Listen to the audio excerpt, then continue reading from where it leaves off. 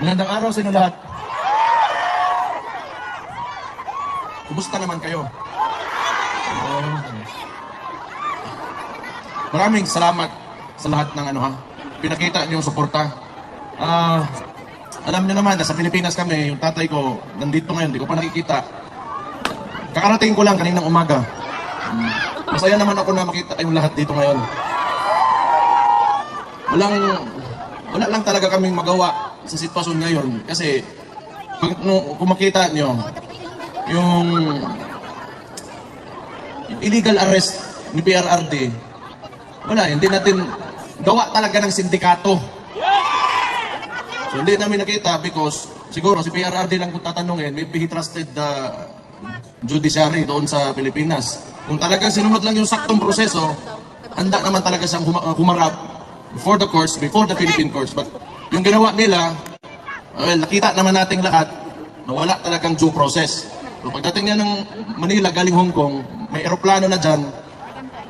Well, technically, sa nangyari, tawag ng kidnapping talaga.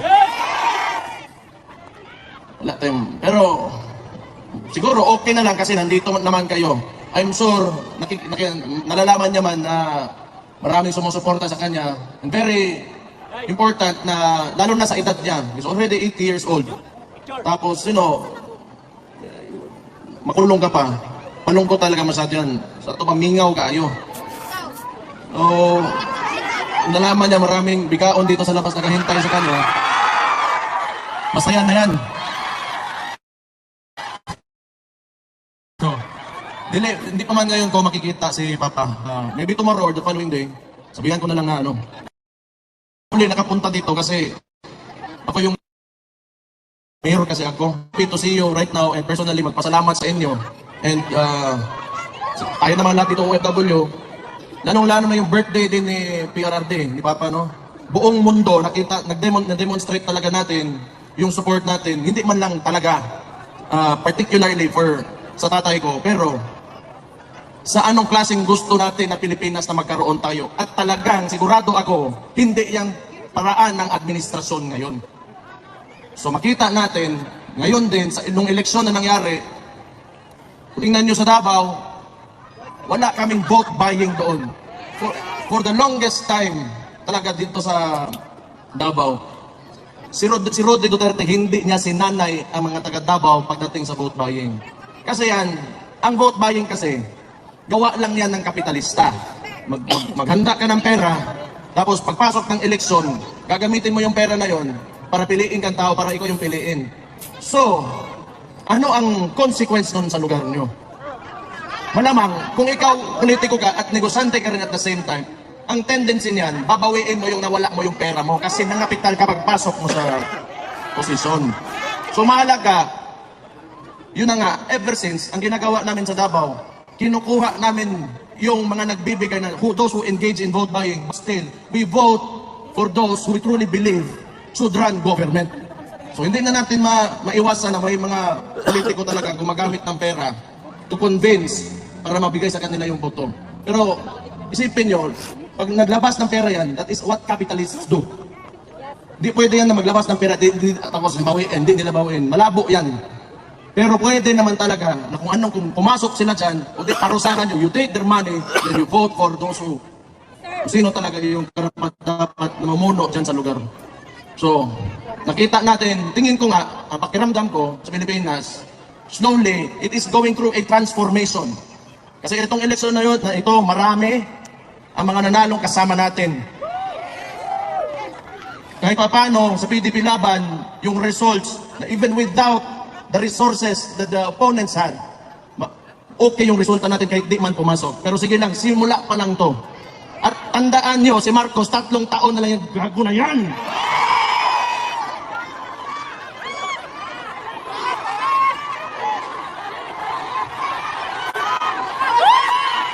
Kung kinaya natin 3 taon, ako sa Davao na bilang alkalde doon, pinahirapan nila ako, wala.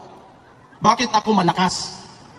Bakit ang Davao City andyan pa rin ngayon? Bakit si VP, yung kapatid ko, hindi tumitigil? Kasi alam namin na kayong mga Pilipino, kayong mga OFW dito, nasa likod namin lagi.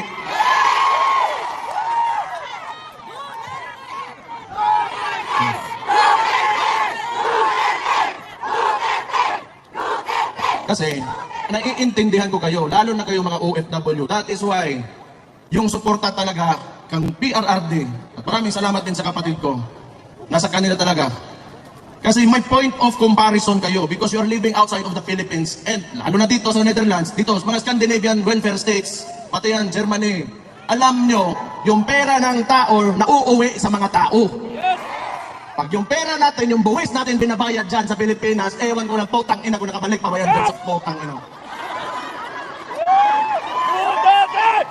Hindi mo na lang sana punta na sa bulsa ng mga kurap ng mga putang inang politiko ng yawa na sila tanan. But you know, kung kayo naniniwala ng federalismo, ibang usapan yon. Sometimes kasi, you know why Marcos can really manipulate and have almost absolute power. It is because of our unitary system of government. Yung presidential system of government natin, it allows the president to have almost total control of all government. Kailangan kasi, yung maganda sa, kung palitan natin yung system of government natin, sabihin natin federalism, hindi dili lang income yung napupunta sa mga sarili nating probinsya, but the functions of government as well. So, ma-decentralize yung Metro Manila ngayon and Malacanang, and the power will be devolved, and the functions and powers of the agencies will be devolved doon sa mga probinsya, sa mga local government units. So, I do not know kung mangyayari pa ba, pero that is one of the causes why Marcos can, you know, kaya lang naman gusto nila yung unitary system of government because power is centralized, and yung tatay kasi ni Marcos noon was a dictator, and you can have cronies. Yung mga ambisyoso masyado dyan sa gobyerno, na kahit mali, ginagawa, gusto niyan, gayahin nila noon, sa panahon ng Marcos Sr., may mga cronies si Marcos Sr., sila General Ver, sila Enrile kanina itong panahon. Yan ang gusto nila, yung mga Marbel, yan si Torre, mga Rimulya. Kasi ang susunod dyan, they will attempt not to go down in government and they will attempt another dictatorship. And along with that dictatorship comes the cronies. So itong mga ambisyoso, mga putaragis na itong mga politiko at nasa gobyerno ngayon, na kahit mali na ginagawa pa rin, gusto niyan, they will join that dictatorship and they will be the cronies of the new Marcos, kaning Junior, na bangag ang putang ina. Yes! Ayun. So kaya makita nyo, why unusual talaga masyado ang movement ng mga tao na nasa gobyerno, na kahit mali nilalabag yung batas pero ginagawa pa rin. It's because not out of their jobs or functions in government, but it's out of selfishness. Pero hindi talaga yan because ngayon, kahit tingnan nyo, ilang demonstrations na nangyari since yung gago na Marcos na yan. Nagsimula yan sa kapatid ko. Yun, wala man talaga sana akong problema, pero ginatawag nila magnanakaw yung kapatid ko dahil lang sa confidential funds na yan eh. Pero ito yung sasabihin ko, ang tanong ko lang sana ba? Just to, you know, for the sake of argument, kung ang presidente merong billions in terms of confidential funds, tapos gusto nila impeach yung kapatid ko for 425 million pesos. In terms of amount, who is more impeachable? Ang billion or ang million? Yan, isa yan. But sa totoo lang, you know, if you take a leadership position, lalo na executive, mayor ako, yung mga lalo na mayor, barangay captains, yung executive position, alam mo, kung you are really serious on implementing or renewing policy or amending laws, or if you want to make a change, it should start with you. Kung sinasabi sana nitong Marcos na ito na masama may confidential funds, then it should start with him, pababa, so that he will be the example that we will follow. And yet, you are sinisingle out mo yung isang tao. Ano ibig sabihin nun? It's because of politics. When you should be there, nandyan ka to lead the country and fix, you know, what is broken and continue what has already been done that is good for every peace-loving citizen in the Philippines. Pero anong ginagawa?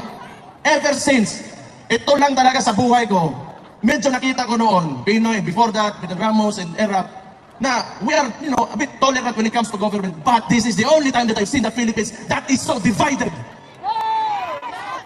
And how can you live with that kung nakadiha, ikaw presidente, unya, you allow your people to suffer and even make lies, hantod karon, imong tag-20 nga bugas, wag yapon na niabot.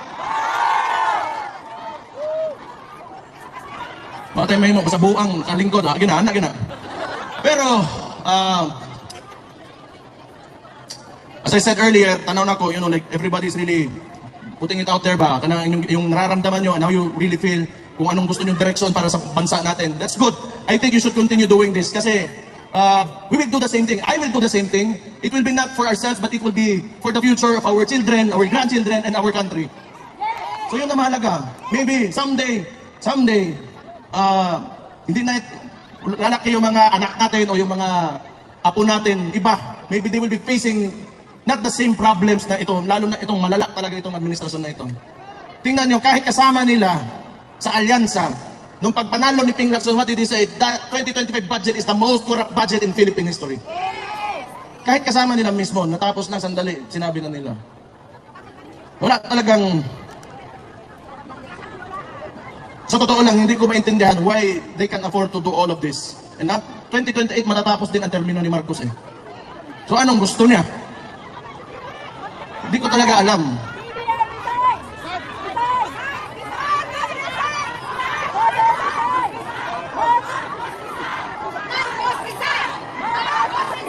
Sana nga talaga. Sinabi ko na yan eh. Noon pa yan. Last year, nung nagsimula ito lahat, nakita ko na talaga. The way they run things, yung pakiramdam nila para silang hari eh. Everybody below them, wala na kayo. You are slaves. Kita niyo yung Pilipinas ngayon. Sometimes, I don't even want to believe yung mga sinasabi sa akin ng mga kaibigan ko sa ibang lugar. Luckily for us at Davao City, we have been able to maintain the peace and order and you know the services na hinahatid ng government namin sa mga constituents namin.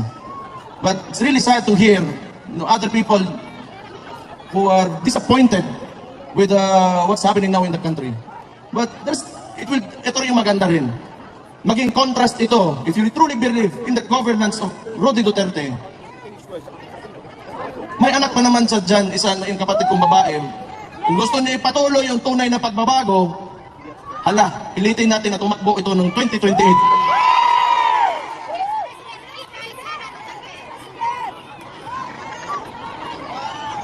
Ano tingin nyo? 2028, Sara Duterte for President. Maganda ba?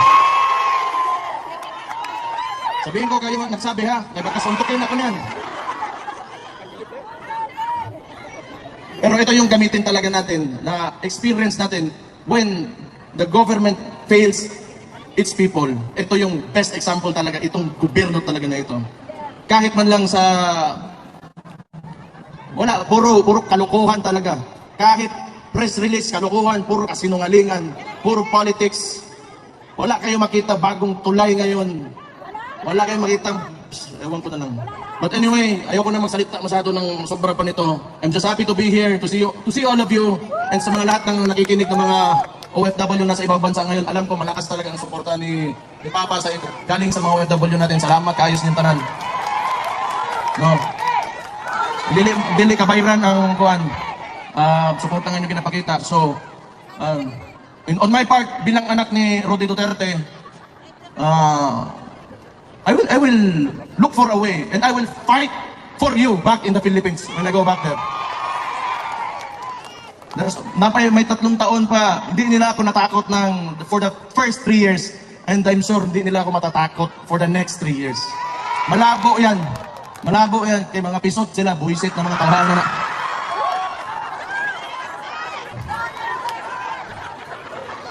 As long as we remain to be peaceful and God-fearing Filipino citizens, believe in the have aspirations for our country. Andun naman kami lahat, yung mga kababayan nyo nandun, lumalaban talaga kami. Lahat naman tayo, ang problema lang talaga sa Pilipinas because of very centralized government, yung mga nasa taas, may mga posisyon, yung mga matagal na political dynasties, gusto ng ganun eh, because they can maintain their power. Because it's a conservative form of government. Kasi pag naging progresibo tayo, threatened yung mga positions nila, gusto kasi nila ituturo lang sa presidente sino malalagay, ganun. Government ngayon is not based on merit, but tingnan nyo, ano nangyari? You have a chief PNP na 3 ranggo ang tinalunan para maging chief PNP. It's because this is not merit-based promotion. Pabor-based promotion eh. Diba? So, ibalik na ako dito, I have to face that. Kasi kung saan na po, buhato na ng diwata, tuisip ng kawana. 5 ka, nagbenta lang ng Paris Overload, sumali ng party list, naging kidnapper, naging chief PNP si diwata. Sira ulo, Pero alam nyo, tingin ko, pag magkuha yan ng neuro exam, di yan makapasar. Buang talaga yan. No, nobody in their right mind would do what he did. Yung sinakay niya si PRD sa aeroplano because he is a police officer. He knows the due process. Kung nag-iisip talaga yon, kung masakto yung utak niyan, bagsak sa neuro yan. Sigurado ako. Along the way, may bakukang na may suod sa utok na ba? Nakakaon siguro panos nga pansit. Mao na, pero nobody in the right mind would do that. That's totally illegal and you know, the consequences of his actions are heavy sa totoo lang. But we have a government nga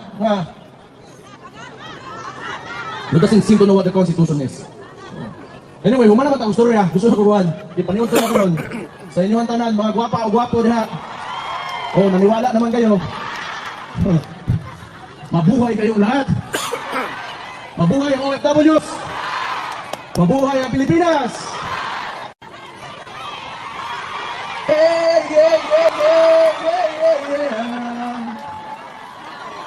Mabuang mo eh.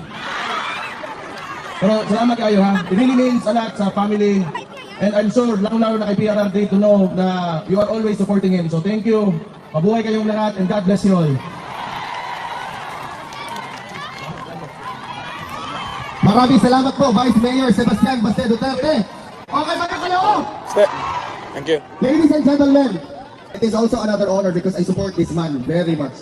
Our next speaker na magsasalita po is an elected senator. Ang kaibigan po ni Mayor Digong. Help me welcome Senator Rodante